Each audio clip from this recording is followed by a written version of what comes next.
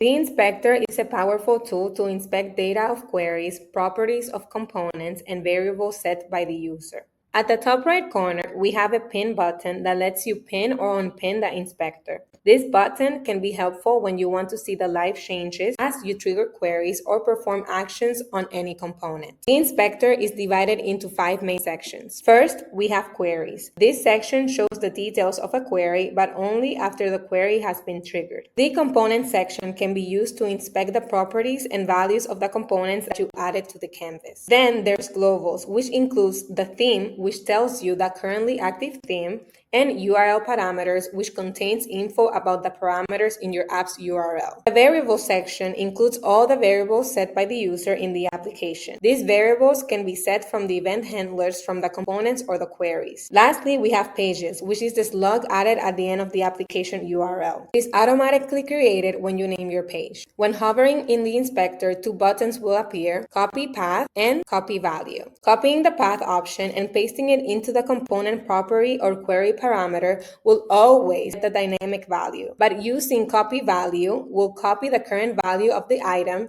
and will be static when pasted in a component property or query parameter.